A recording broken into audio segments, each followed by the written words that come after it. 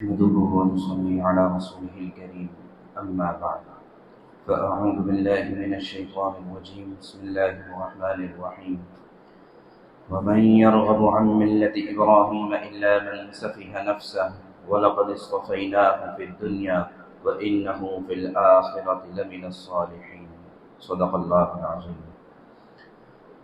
محترم بزرگ دوستو، حضرت ابراہیم علیہ السلام کا تذکرہ چل رہا تھا اور نیک لوگوں میں بنی اسرائیل کی بدکاریوں کے بعد ابراہیم علیہ السلام کی نیکی اور قربانی کا ذکر چل رہا تھا، اور اسی کے ضمن میں یہ بات آئی تھی کہ اللہ تبارک و تعالیٰ نے ابراہیم علیہ السلام کو سرداری کے لیے چن لیا، اور اس بات کی طرف بھی اشارہ تھا کہ اب سرداری بنی اسرائیل سے نکل کر بنی اسماعیل یعنی حضرت محمد صلی اللہ علیہ وسلم اور ان کے واسطے سے اس امت کی طرف منتقل کی جا رہی ہے۔ تو اس میں نمونہ جو قرار دیا گیا وہ ابراہیم علیہ السلام کو دیا گیا تھا۔ تو ابراہیم علیہ السلام کی زندگی اور ان کا طرز جو تھا، ان کی ترتیب جو تھی، اس کو ملت ابراہیمی کہا جائے گا۔ تو یہاں سے آیت نمبر 130 سے لے کر آیت نمبر 152 تک ان تمام آیات میں ملت ابراہیمی کا تذکرہ ہے، اور ملت ابراہیمی سے متعلق جو اہم باتیں ہیں اس کو اللہ تبارک و تعالیٰ نے ان آیات میں بیان فرمائی۔ چنانچہ آیت نمبر 130 میں اسی بات کو بتلاتے ہیں کہ کون شخص ہے جو ملت ابراہیمی سے اعراض کرے گا، کہ جو شخص بھی ملت ابراہیمی سے اعراض کرے گا وہ حقیقت میں اپنے آپ کو نقصان اور گھاٹے میں ڈالے گا۔ تو ملت ابراہیمی کیا ہے؟ سب سے پہلی چیز تو یہ ہے کہ ابراہیم علیہ السلام نے اللہ تبارک و تعالیٰ کو جانا تھا اور پہچانا تھا، تو توحید یہ ملت ابراہیمی کی بنیاد ہے۔ اس کے علاوہ اور کیا چیز ہے، کچھ کا ذکر آگے بھی آئے گا۔ دوسری بنیاد ہے ملت ابراہیمی کی کہ اپنے آپ کو پوری طرح سے سپرد کر دینا، اللہ کے حوالے کرنا۔ اب اس کے بعد اللہ کا جو بھی حکم آ جائے، چاہے بظاہر وہ حکم مزاج کے خلاف ہو یا پھر بظاہر وہ حکم آدمی کی عقل اور تصور کے خلاف ہو، کہ مکہ جیسی جگہ جہاں پر کوئی آبادی نہیں، وہاں پر اپنے شیر خوار بچے کو، دودھ پیتے بچے کو اور اپنی بیوی کو چھوڑ کر جانا عقل کے خلاف، لیکن حکم کے مطابق اپنے بچے کو جب وہ چلنے کے قابل ہو گیا، ہاتھ پکڑ کر جب وہ گھومنے پھرنے کے قابل ہو جاتا ہے، اس وقت باپ ہاتھ پکڑ کر اس کو ذبح کرنے کے لیے لے جاتا ہے، یہ عقل کے خلاف لیکن حکم کے تابع۔ تو ملت ابراہیمی کے یہ دو سب سے بڑے وصف ہے، ایک توحید، اللہ کو ایک جاننا اور ماننا، اور دوسرا پوری طرح سے اللہ کے سپرد اور اپنے آپ کو حوالے کر دیا۔ چنانچہ آیت نمبر 31 میں اسی بات کو بتایا کہ جب ابراہیم علیہ السلام کو ان کے رب نے کہا اسلم، اپنے آپ کو سپرد کر دو۔ سپرد کرنے کا مطلب اپنی جان، اپنا مال، اپنی خواہشات اور جذبات، یہ بھی سب اللہ کے سپرد کر دو۔ تو ابراہیم علیہ السلام نے کہا کہ میں اپنے آپ کو رب العالمین کے حوالے کر دیتا ہوں، سپرد کر دیتا ہوں۔ فرمایا کہ یہی ملت ابراہیمی ہے۔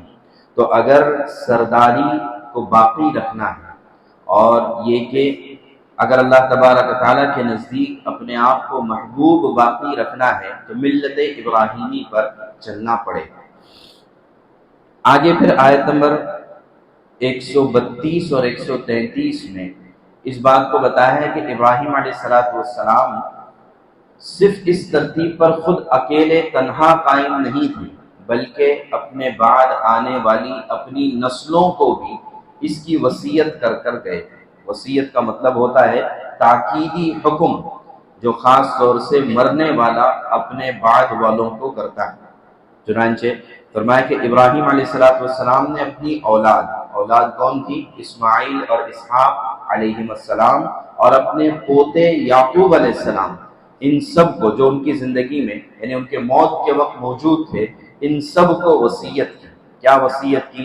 فرمایا کہ میرے بچوں اس بات کو ذہن میں رکھو کہ بے شک اللہ تبارک و تعالیٰ نے تمہارے لیے ایک دین کو چنا ہے، ایک راستہ چنا ہے، زندگی گزارنے کا طریقہ ایک چنا ہے، چنانچہ تمہاری موت نہ آئے یہاں تک کہ تم مسلمان ہو، یعنی سچے پکے مسلمان ہونے کی حالت میں تمہاری موت آ جائے۔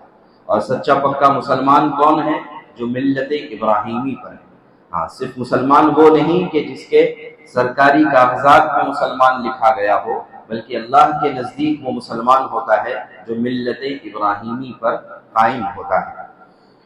پھر اس کے بعد آیت نمبر 33 میں بھی اسی طرح کا واقعہ مذکور ہے، جیسے ابھی بات آئی کہ ابراہیم علیہ السلام نے اپنی موت کے وقت جو اپنی اولادیں موجود تھیں، اسماعیل، اسحاق علیہ السلام اور پوتے یعقوب علیہ السلام، فرماتے جب یعقوب علیہ السلام کی موت کا وقت آیا، اور آپ جانتے ہیں کہ یعقوب علیہ السلام کے 12 بیٹے تھے جن میں ایک یوسف علیہ السلام، فرمایا کہ انہوں نے بھی اپنے موت کے وقت اپنے بچوں کو جمع کیا اور ان سے سوال کیا کہ ما تعبدون من بعد، بتاؤ کس کی عبادت کرو؟ حالانکہ سارے بیٹے نیکوکار تھے، سارے بیٹے نیک اور صالح تھے، اور ایک بیٹے تو نبی یا برحق تھے، لیکن اس کے باوجود ان سے پوچھ رہے ہیں ما تعبدون من بعد۔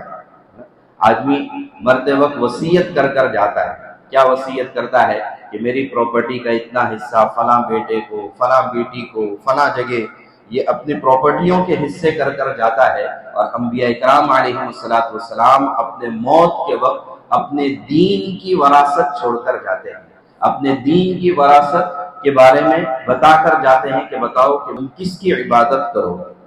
تو فرمایا کہ قولوا نعبد الہک و الہ آبائک، کہ ابا جان ہم تو آپ کے معبود، آپ کے پروردگار اور آپ کے باپ دادا کے پروردگار، کون؟ ابراہیم، اسماعیل، اسحاق علیہ السلام، کہ ان کے معبود جو ایک معبود ہے، ہم انہی کی عبادت کریں گے۔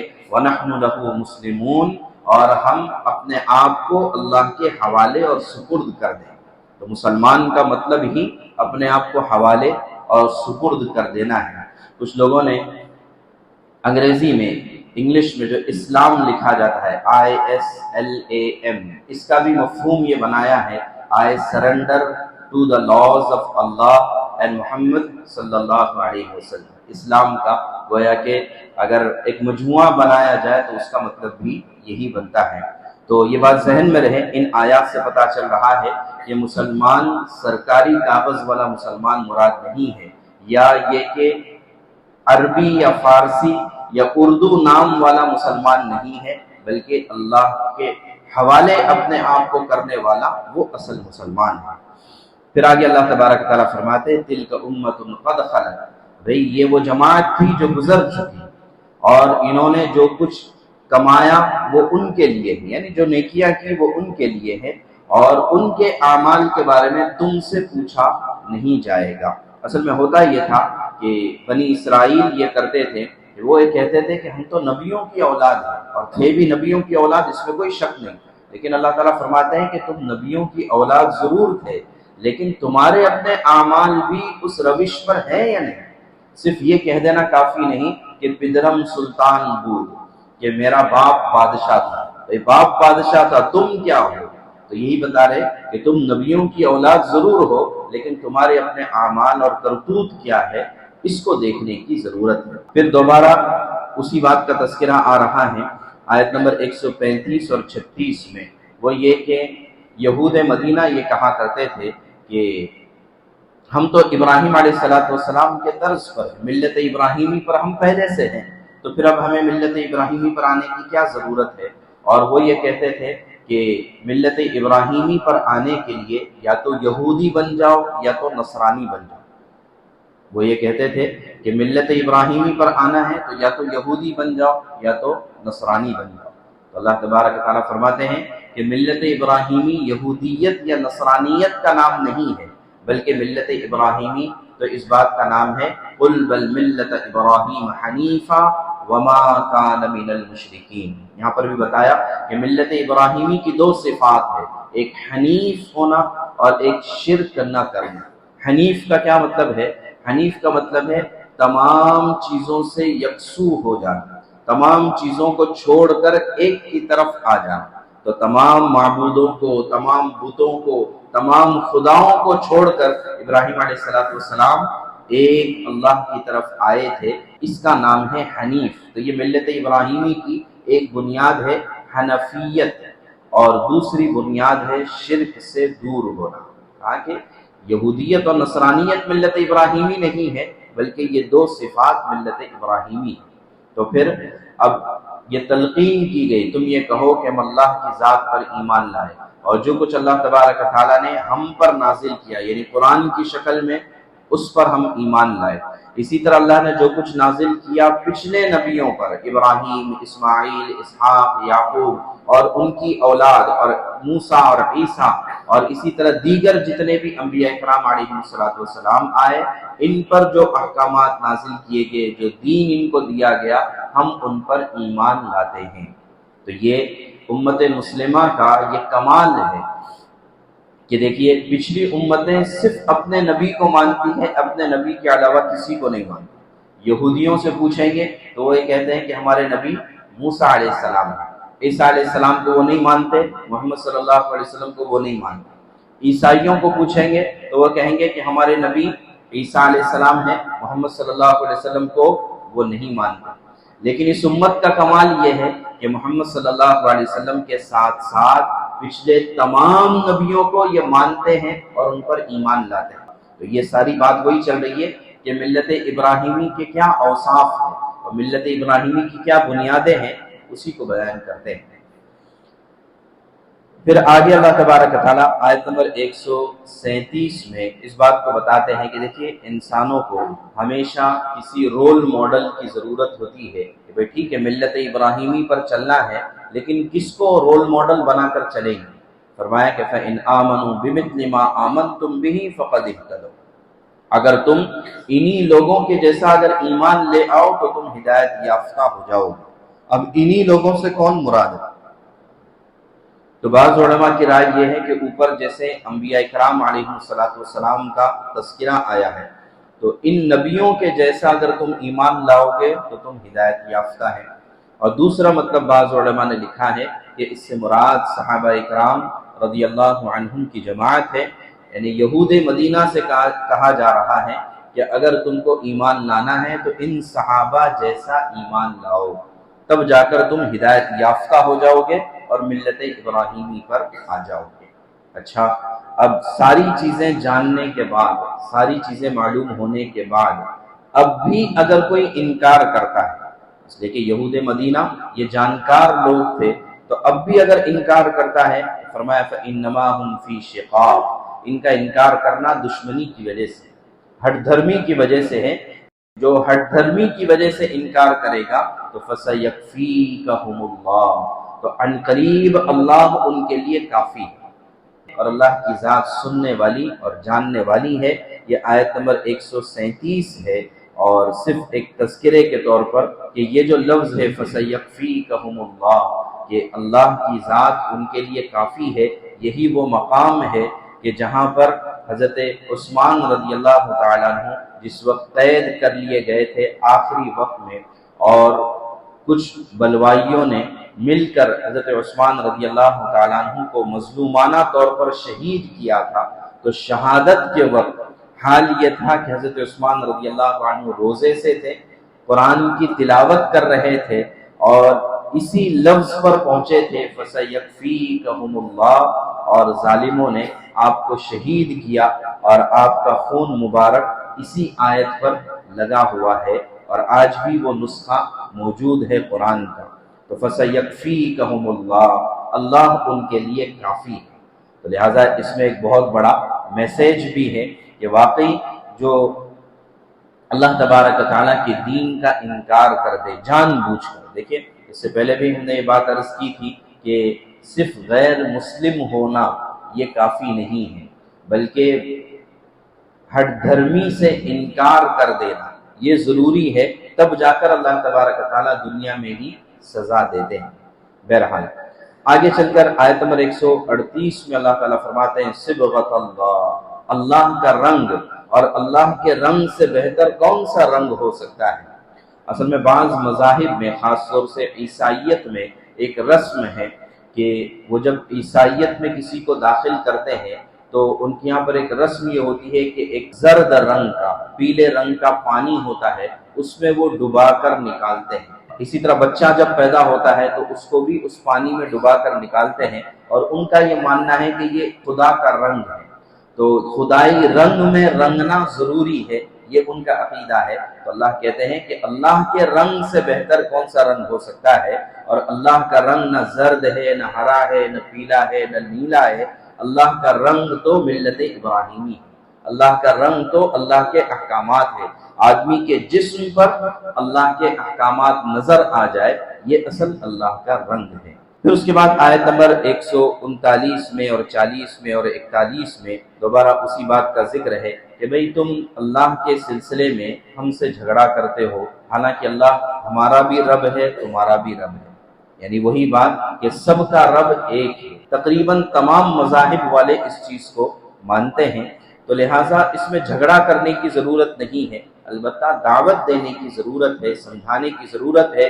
سمجھانے کے باوجود بھی اگر کوئی اس کو تسلیم نہیں کرتا ہے تو لنا اعمالنا ولکم اعمالکم، ہمارے اعمال ہمارے ساتھ، تمہارے اعمال تمہارے ساتھ۔ جھگڑا کسی سے نہیں کرنا ہے، البتہ اخلاص کے ساتھ اللہ کی عبادت میں لگنا ہے۔ پھر اس کے بعد اللہ تعالیٰ دوبارہ یہود اور نصارہ سے کہتے ہیں کہ تمہارا یہ ماننا ہے کہ ابراہیم، اسماعیل، اسحاق، یعقوب اور ان کی اولادیں یہ سب یہودی اور نصرانی تھی، کیا تمہارا یہ ماننا ہے؟ نہیں، یہ تمہارا ماننا غلط ہے، اللہ جانتے ہیں کہ کون کیا تھا۔ اور فرمایا کہ جو شخص گواہی کو، شہادت کو جھٹلا دیتا ہے تو پھر اللہ تبارک و تعالیٰ بھی اس کے اعمال سے غافل نہیں ہے، یعنی تم یہ جو ان انبیاء کے بارے میں باتیں چھپاتے ہو یہ درست نہیں ہے، بلکہ اللہ ان کے حالات کو قرآن میں امت مسلمہ کے لیے بیان کر دیتا ہے۔